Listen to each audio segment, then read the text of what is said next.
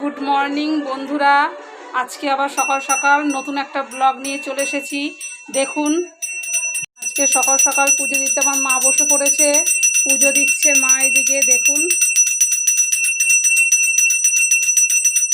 চলুন বন্ধুরা, রোজকারের মতো রান্নাঘরে ঢুকে যাই। রান্নাঘরের কাজে মা তো ঢুকেই গেছে রান্নাঘরে। দেখুন, এবার ওভেনে আমরা আগে কড়াইটা চাপিয়ে নেব, কারণ আপনাদের কাছে মেনুটাই বলা হয়নি। আজকে আমরা বিউলির ডাল রান্না করবো। এর জন্য এই দেখুন, বাটিতে আমরা ডাল নিয়েছি। ডালটা একটু কড়াইতে ভেজে নেব, একটু ভেজে জলে ভিজিয়ে রাখবো। দেখুন, কড়াইতে নিয়ে নিয়েছি ডালটা। দেখুন, ডালটা আমরা একটু ভেজে নেব, ভেজে আমরা জলে ভিজাবো। ততক্ষণে আপনাদের দেখিয়ে দিই আজকে আর কী রান্না হচ্ছে। চলো মা, সরো একটু, আমি দেখিয়ে দিই। এইদিকে দেখুন, আমরা খারকুল পাতা এনেছিলাম, সেটা কেটে ধুয়ে এই ঝুড়িতে রেখে দিয়েছি। এটাও দেখাবো কীভাবে করব। পটল কেটে রেখেছি, পটলটা শস্য দিয়ে ভাজা ভাজা রান্না করব। এইদিকে আলু কেটে রেখেছি, আলুটা পোস্ত রান্না করব। আর এইদিকে একটু আম রেখেছি, যেটা একটু চাটনি করব। আর এই তো লঙ্কা রেখেছি, জানেনই, এখনও মশলাপাতি কিছু করিনি, করে আপনাদের বলবো সব। আর পটলটা একটু নুন চিনি মাখিয়ে রাখছি। দেখুন, নুন চিনিটা মাখানো হয়ে গেছে। ডালে আমরা জলও দিয়ে দিচ্ছি। এইভাবে ডালটা কিছুক্ষণ ভিজুক, আপনাদের সাথে পরে দেখাচ্ছি কিভাবে কি করছি। আমরা ডালটা এরকম ভিজিয়ে রেখেছিলাম, ভেজে দেখুন ডালটা কি সুন্দর ভিজে গেছে, এবং ডালটা সেদ্ধ তাড়াতাড়ি হবে।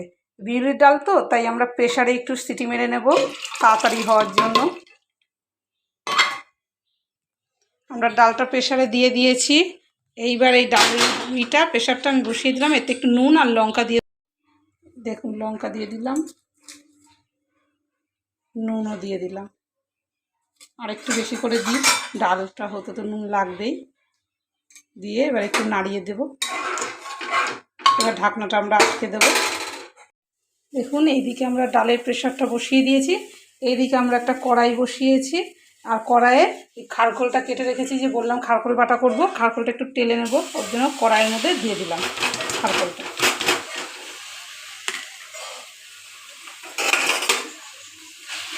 এর মধ্যে একটু নুন দিয়ে দেবো, দিয়ে ঢাকা দিয়ে দেবো।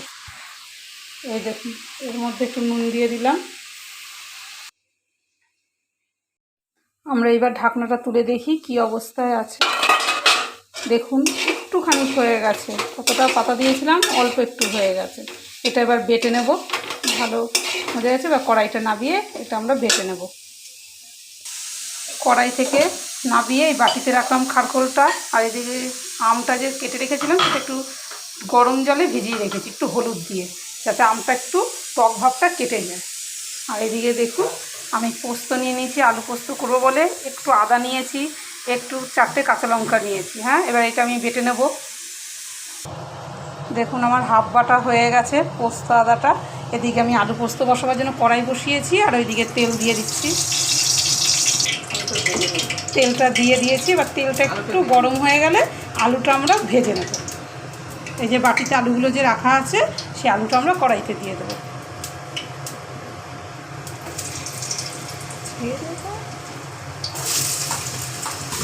এতে এবার নুন দিয়ে দিলাম, একটু হলুদও দিয়ে দেবো।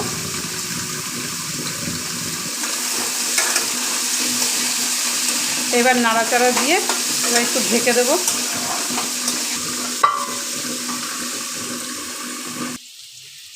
আলুটা ভাজা ভাজা হয়ে গেছে, এবার আমরা আলুটা বাটিতে তুলে নেব। এদিকে দেখুন, আমার পোস্ত বাটাটা হয়ে গেছে। এই যে পোস্ত বাটাটা বেটে ফেলেছি। এবার পোস্তটা আমার কড়াইতে দেবে। আমি এদিকে খারকোলটা বাটার জন্য নিয়ে নিয়েছি, হাফ নিয়েছি শিলে, হাফ বাটিতে আছে, বাটবো। একটু তেল দিয়ে দেবো। এবার দিয়ে দেবো। তেলটা গরম হয়ে গেছে, এবার পোস্ত বাটাটা দিয়ে দিলাম।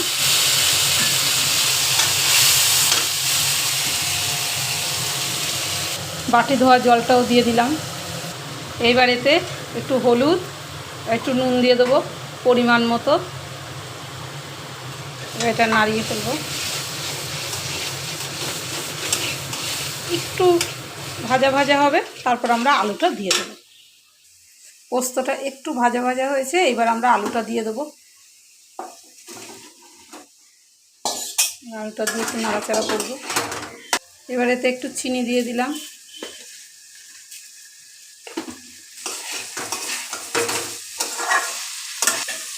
এইবার এতে আমরা একটু জল দিয়ে দেবো, এটা আপনারা দেবেন, আমরা আমাদের পরিমাণ মতো দিয়েছি জল। এবার এতে ফুটে আসবে, আমরা নামিয়ে দেবো। আলু পোস্তটা দেখুন, আমাদের জলটা যে দিয়েছিলাম ফুটে একদম মাখা মাখা হয়ে গেছে, আলু পোস্ত একদম রেডি। এবার আমরা আলু পোস্তটা নামিয়ে নেব। আলু পোস্তটা নামিয়ে ফেলেছি বাটিতে। আর এইদিকে কড়াই বসিয়েছি, পটলটা ভাজা করব এই কড়াইতে, তাই। আর এইদিকে দেখুন খারকোলটা বাটা হয়ে গেছে, এবার শিলে আমরা একটু মশলা নিয়েছি খারকোল বাটায় দেওয়ার জন্য। দেখুন 2টো শুকনো লঙ্কা নিয়েছি, 4টে কাঁচা লঙ্কা, একটু রাঁধুনি আর ধইনা নিয়েছি। হ্যাঁ, এবার লঙ্কাটা আপনাদের পরিমাণ মতো দেবেন। খারকোল বাটাটা একটু ঝাল ঝাল হলে ভালো লাগে, তাই আমরা এই লঙ্কার পরিমাণটা নিয়েছি। ওইদিকে দেখুন কড়াইতে তেল দেওয়া হয়ে গেল, তেলটা গরম হয়ে গেছে। এবার এতে একটু সর্ষে ফোড়ন দিয়ে দেবো। এবার আমরা দেখুন নুন চিনি মাখানো যে ছিল পটলটা, সেই নুন চিনি মাখানো পটলটা নিয়ে নিলাম। এবার এটা আমরা কড়াইতে দিয়ে দেবো, একটু সর্ষেটা একটু হোক, ভাজা হোক। এইবার এই তেলের মধ্যে একটু কাঁচা লঙ্কা কুচিয়ে দিয়ে দিলাম। এবার পটলটা দিয়ে দিচ্ছে।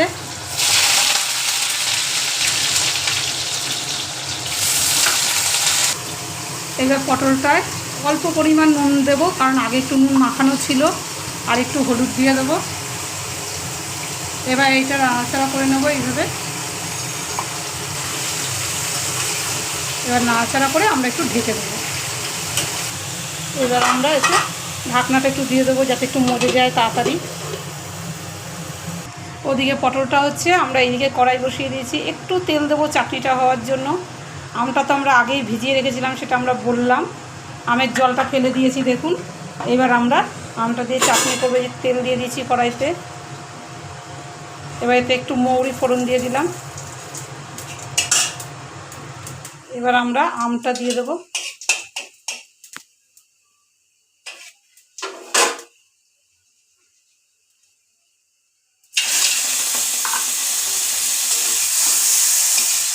এবার এতে একটু নুন দেবো।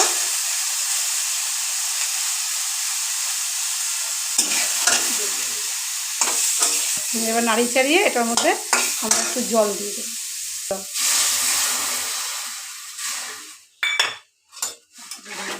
আমটা তো একটু নরম হয়েই ছিল, এবার জলটা দিলাম, একটু নরম হবে ফুটে। আর একটু চিনিও দিয়ে দিলাম এর মধ্যে পরিমাণ মতো।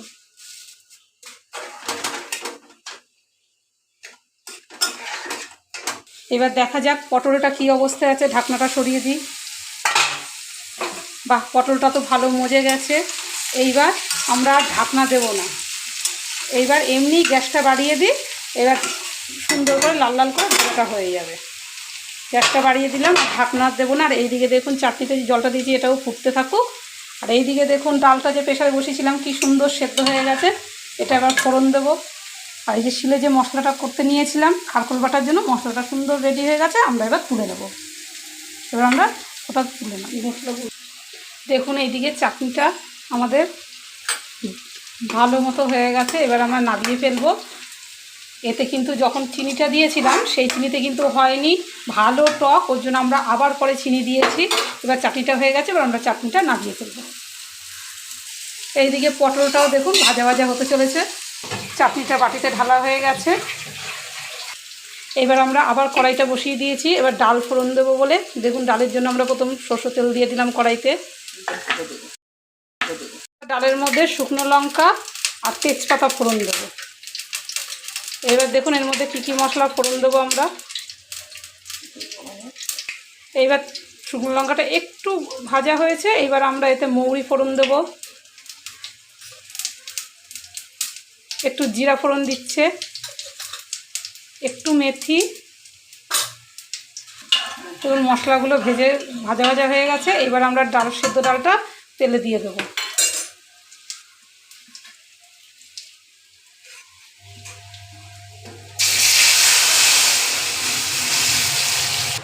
এতে হলুদ দিয়ে দেবো পরিমাণ মতো। আগে সেদ্ধ ডালে নুন দেওয়া ছিল। তারপরেও আমরা একটু নুন দেব, একটু চিনিও দিয়ে দেবো পরিমাণ মতো। এবার ডালটা একটু ফুটবে, একটু জল লাগবে বোধহয় ডালটার মধ্যে, আর একটু জল দেবো, দিয়ে ডালটা একটু ফুটবে। দেখুন ডালটা আমাদের হয়ে গেছে, একদম রেডি। ডালটা এবার নামিয়ে ফেলবো। এদিকে পটলটাও দেখুন লাল লাল করে ভাজা হয়ে গেছে, পটলও রেডি, এটাও নামিয়ে ফেলবো। ডালটা নামিয়ে ফেলেছি বাটিতে দেখুন, আর এদিকে পটল ভাজাটাও নামিয়ে ফেলেছি। তাহলে পটলটাও হয়ে গেল, আলু পোস্ত হয়ে গেল, ডাল চাটনি হয়ে গেল। এখনও খারকুল বাটার জন্য দেখুন কড়াই বসিয়ে দিয়েছি। এবার কড়াইতে তেল দিয়ে দেবো, কড়াইটা একটু গরম হোক। তেল দিয়ে দিয়েছি কড়াইতে, তেলটা গরম হয়ে গেছে। এবার আমরা এতে একটু কালো জিরা ফোড়ন দিয়ে দেবো। দেখুন কালো জিরাটা দেওয়া হয়ে গেছে, তেলটাও ভালো ধোয়া উঠছে। এবার আমরা এতে খারকুল মশলা যেটা বেটে রেখেছিলাম দেখুন বাটিতে, এবার ওটা দিয়ে দেবো।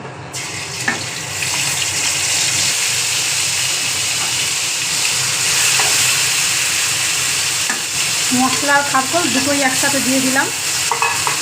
এতে একটু নুন দিয়ে দিলাম, আর একটু হলুদও দিয়ে দেবো। এবার এটা নিয়ে একটু চিনিও দিয়ে দেবো। এবার এটা আমরা একটু নাড়াচাড়া করে এর মধ্যে একটু জল দেবো, বাটি ধোয়া জলটা, যে মশলা লেগে আছে সেই জলটা দিয়ে দেবো।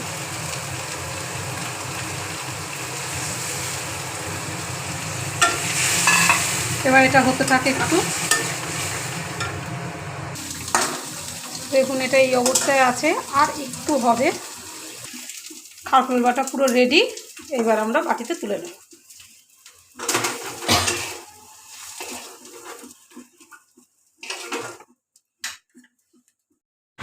আমি খাওয়া দাওয়া করে কাজে বেরিয়ে গেছি, দেখতেই পাচ্ছি আমি ছোটো করে যাচ্ছি কাজের জায়গায়। আমার রান্নার ভিডিও যদি আপনাদের ভালো লাগে তাহলে কমেন্ট করে জানাবেন। আমি হয়তো রান্নার কত কিছু গুছিয়ে দেখাতে পারি না, সে সময়টা পাই না, তবু যেটুকু পারি আপনাদেরকে দেখাই। আমার ব্লগটা এখানেই আজকে শেষ করলাম।